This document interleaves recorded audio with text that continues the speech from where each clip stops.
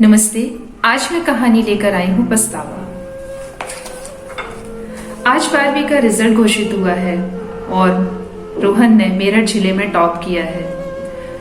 रोहन शर्मा जी का इकलौता लड़का है। शर्मा जी बैंक मैनेजर हैं और उनका अपने क्षेत्र में काफी रुतबा है और आज वो बेहद खुश हैं। खुशी की बात जो है, आखिर उनके बच्चे ने टॉप जो किया है। शर्मा जी के घर बधाई देने वाले लोगों का तांता लगा हुआ है। तभी उनके मित्र नवनीत जी आके बोलते हैं, शर्मा जी बधाई हो, रोहन ने आपके साथ साथ हमारा भी सर गर्व से ऊंचा किया है, पूरे जिले का नाम रोशन किया है। रोहन की ओर देखकर वे रोहन को भी बधाई देते हैं और आशीर्वाद देते हैं। तभी शर्मा जी खुशी से सीना चौड़ाकर कहते हैं, नवनीत जी अभी तो ये शुरुआत है, अभी तो देखिए रोहन क्या क्या करता है। आईआईटी से इंजीनियरिंग करने के बाद में उपलब्धियों पर उपलब्धियां हासिल करेगा मेरा बेटा।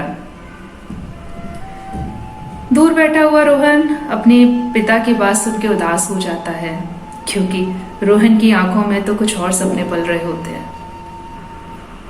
कुछ दिन गुजरते हैं। शर्मा जी रोहन से कहते हैं, रोहन आईआईटी के फॉर्म्स निकल आए हैं, अप्लाई कर देना और हाँ अच्छे से तैयारी करना, तुम्हें हर हाल में सिलेक्शन लेना है।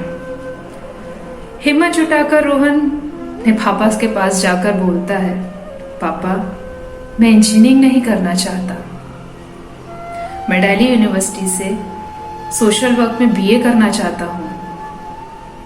शर्मा जी गुस्से में चिल्लाकर बोले, तुम्हें इसी के लिए पाल पोस के बड़ा किया था कि तुम अपनी मर्जी चलाओगे। मैंने कह दिया तुम्हें आईआईटी से इंजीनियरिंग करनी है, बस तुम बस तैयारी करो।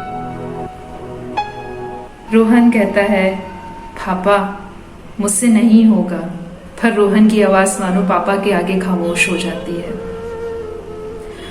आंखों में उदासी लिए रोहन अपने कमरे में पहुंचता है और बचपन की यादों में खो जाता है। बड़े ही प्यार से पाला था रोहन के माता पिता ने, किसी प्रकार की कोई कमी नहीं रहने दी उसको, इकलौता लड़का जो था। पर बचपन से जरूरतमंदों की मदद करने वाला रोहन का सपना बड़े होकर सोशल वर्कर बनकर समाज सेवा करना था।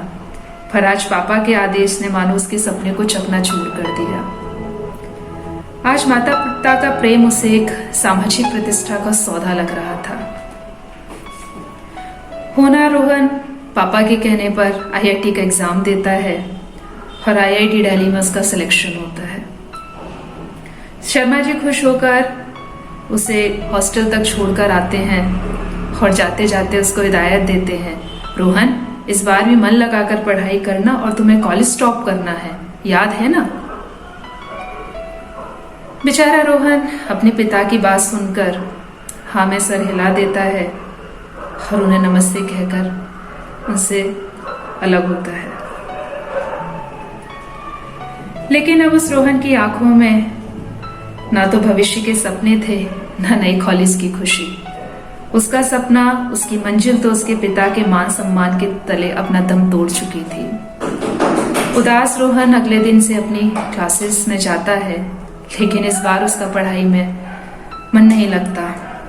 परिणाम होता है कि रिजल्ट आता है और रोहन की फर्स्ट सेमेस्टर में 4 सब्जेक्ट में बैक आती है। रोहन को मानो रिजल्ट पता था, लेकिन उसको पिता को अपना रिजल्ट बताने की हिम्मत नहीं होती। उदास रोहन खुद को हॉस्टल के कमरे में बंद कर लेता है। अगले दिन जब उसके कमरे का दरवाजा नहीं खुलता तो वार्डन आकर उसके गेट पे खटखटाता है, लेकिन अंदर से कोई आवाज नहीं आती। वार्डन को कुछ अंदेशा होता है और वो 2-4 लोगों की मदद से रोहन के कमरे का दरवाजा तोड़ता है और अंदर का दृश्य देखकर उसकी चीख निकल जाती है। बिस्तर पर रोहन मृत पड़ा था। शर्मा जी को फोन किया जाता है। बदहवास शर्मा जी दौड़े चले आते हैं और रोहन के कमरे में प्रवेश करते ही रोहन की लाश को देखकर मानो अपना आपा खो देते हैं। पर अब सब कुछ खो चुका था, बस सामने पड़ा था तो रोहन का मृत शरीर और उसके हाथ में एक चिट्ठी। कांपते हाथों से शर्मा जी उस चिट्ठी को अपने हाथ में उठाते हैं और पढ़ते हैं, मानो खुद रोहन खड़े होकर उनसे बोल रहा है, पापा मुझे माफ करना, कहा था ना मुझसे नहीं होगा। मैं हार गया पापा, आपका रोहन हार गया। शर्मा जी के हाथ से चिट्ठी छूट जाती है और उनकी आंखों में पछतावे के आंसू होते हैं और बस एक ही शब्द की गूंज रह जाती है, काश उन्होंने रोहन को समझा होता, काश उन्होंने रोहन की बात मानकर उसकी मर्जी से उसको दाखिला दिलाया होता, तो काश आज उनका रोहन जिंदा होता, काश। और यही शब्द वहां रह जाता है। दोस्तों, ये कहानी आज वर्तमान समय में होने वाली घटनाओं के ऊपर एक सीधा प्रहार है। आज के समय में माता पिता अपने रुतबे की खातिर, अपनी सामाजिक प्रतिष्ठा की खातिर अपने बच्चों पर अपनी इच्छाएं थोपते हैं। उनका मार्गदर्शन करना तो अच्छी बात है, लेकिन उनके लिए जीवन का निर्णय लेने से पहले कम से कम एक बार उनकी रुचि और उनकी योग्यताओं को ध्यान में रखकर निर्णय लें।